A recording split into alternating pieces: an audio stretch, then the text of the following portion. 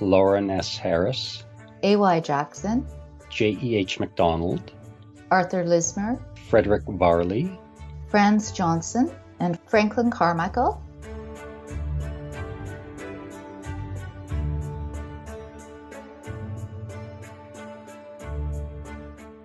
As with most avant-garde artists, the initial reaction by the general public was hostile, less than responsive.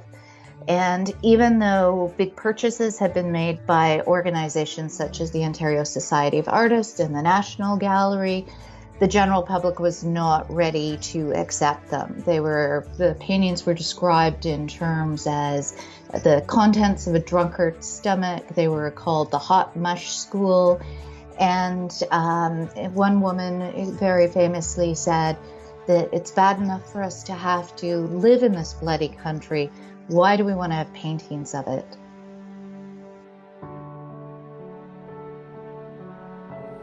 The first Group of Seven exhibition at the Art Gallery of Toronto in May of 1920 was reasonably well received. About 7 years earlier, when those artists were exhibiting at the Ontario Society of Arts, their works were heavily criticized, in large part because the painting that they were doing was ahead of its time, and certainly ahead of its time in Toronto. And by the time the 1920 exhibition happened, in part, the critics had caught up with the work, but also there were critics who still didn't like the work, and there was a kind of a grudge that was carried on for a while.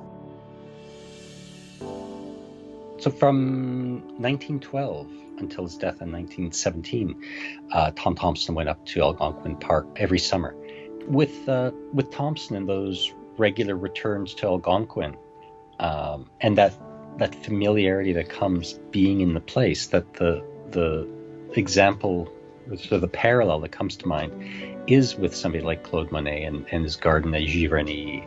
And I think it's a similar effect with Thomson and Algonquin, that he would be there through the summer for 5 years running, and would see multiple thunderstorms, multiple sort of environmental or atmospheric phenomena, and that they were sort of imprinted in his eyes and his mind. And so when they would happen, he was able to sort of record them with a kind of fluency that wouldn't come to just somebody who goes up there for 2 weeks. They have that kind of authenticity that I think continues to captivate people. Harris and Jackson both described Thomson as being their guide, and that he was the one that really opened up nature and the environment to them. And so everything that kind of came out of that, you could really see as Thomson opening the door. And again, whether he had died in his bed at night or lived till 80 years, the artwork that he did at that time period, I think, speaks to us so much that his legacy is always going to be remembered. And I think too, tied into that story is as well that the World War was going on, and there was such death and destruction, but also it was really the beginning of Canada of having a sense of pride as a country at that point. Women by 1919 had the vote in Canada everywhere but Quebec. There was really that sense of coming away from feeling like it was a second best colony. And the artwork that was being created by Tom and by his friends helped to really solidify that identity. Harris was born into means. His family owned a farm equipment manufacturing company, and through a merger that happened when he was a kid, he became even more well-to-do and never had to work a day in his life. It was through his privilege, through his resources, that he was able to support them in their artistic practice. And Dr. McCallum also was very important. And had there not been those resources for the building of the studio building, for giving the members of the Group of Seven and Tom Thomson time off to be able to concentrate on their painting, to be their advocate as well within the greater Toronto and Montreal society that he was part of, that really opened doors for their being able to sustain themselves. And so I think Harris wasn't shy about using social connections to make sales and introduce the work of the group to these folk. And just for that peace of mind of them knowing that they have backup, and to have somebody of Lawren Harris's connections as their advocate, I think must have been tremendously empowering for them.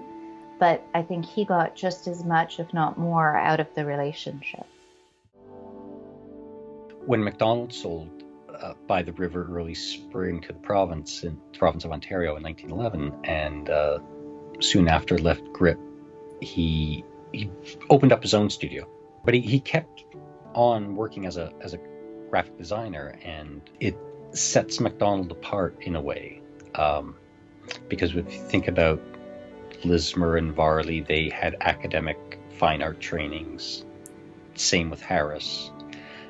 Somebody like Carmichael, was also a graphic designer, and you sort of see that kind of sensibility in his art. But I think with MacDonald, that's where the balance of artfulness and that design discipline at its best, that's where it actually becomes almost blurred in this kind of wonderful way, especially to go back to a painting like Tangled Garden, and that design sense of designed image and a sort of a fine art image is unique to him. Tangled Garden is probably his most beloved painting. And one of the things that really was important to MacDonald was the quote that we want to create a landscape where we feel at home. And I think with MacDonald, again, that he would go from those intimate sort of little gardenscapes to the greater vistas was really quite wonderful within his work, because the rest of them, even though we have some wildflower sketches that Thomson did, most of them were really looking at sort of the greater vistas. But he would spend time and created some really powerful artworks that the other members of the group of seven may in fact have stepped on. Jackson spent more time in Europe than any of the other members of the group, at least in those sort of early stages. Harris went there as a tourist at times. But in 1905, Jackson went to England, France, and Belgium. Then for 2 years, from the fall of 1907 to the fall of 1909, he studied in Paris, and then also traveled throughout Northern Europe, as well as to Italy, came back to Canada. Then from the fall of 1911 to February 1913, back in Europe. So through that time, so two important things are focused time to make art and opportunity to see a lot of other art. A.Y. Jackson, again, was one of the artists who went to the Albright Knox to see the Scandinavian show and had a good amount of exposure to the contemporary European art. And he really helped to bring that knowledge forward in a first-hand way to the other members of the group of seven. I don't think anyone would argue that his paintings, definitely up until 1920, are the most European looking of any of the other members of the group.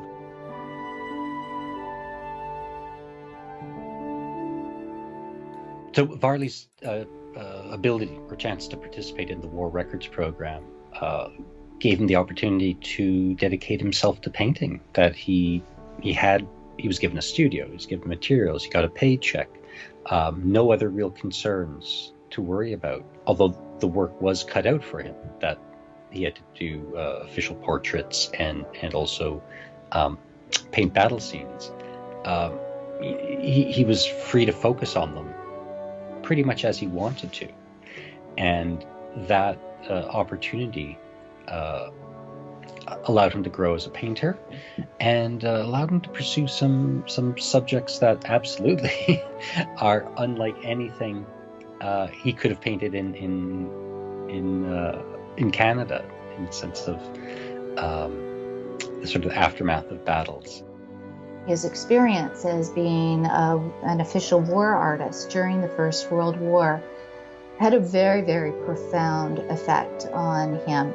And I think anybody having gone through a war experience would be affected. But one of the comments that I keep thinking about was made around a painting that he did of a graveyard over in Europe that was just kind of raggedy and blown up, and it was almost as if that sense of the dead not even being able to rest in the midst of that turmoil.